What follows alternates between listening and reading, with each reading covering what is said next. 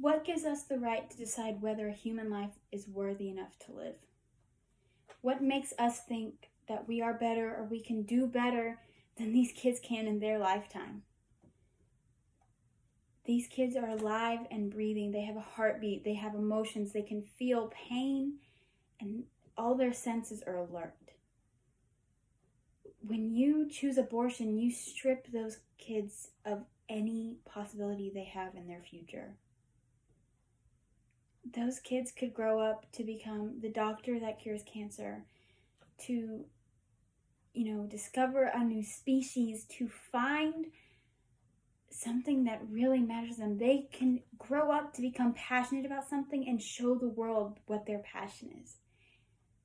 And people are so quick to strip them of that.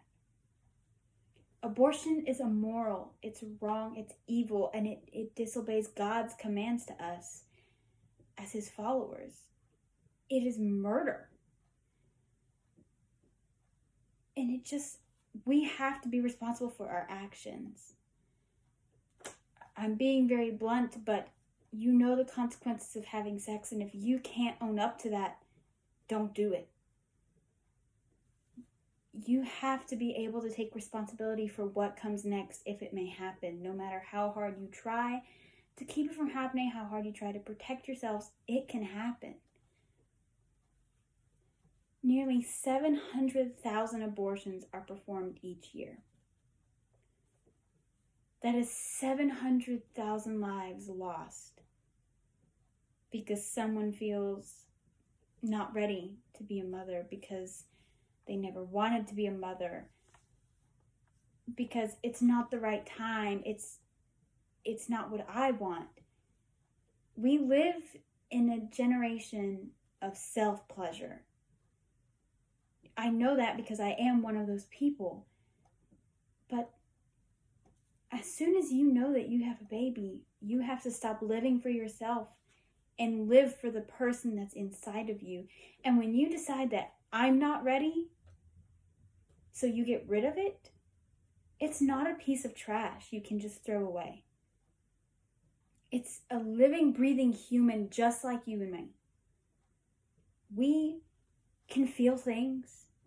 As a matter of fact, babies and infants, even in the womb, can feel 100 times more than we can. Their senses are heightened. Their emotions are heightened. When you abort in a baby,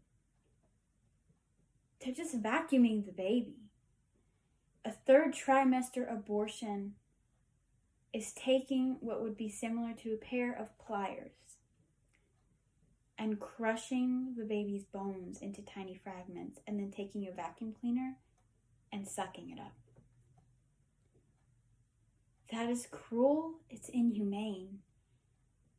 And the same people who say they're vegans or they're against animal violence are also some of the same people who are pro-choice and think that it's okay to kill a baby, but not to kill a cow.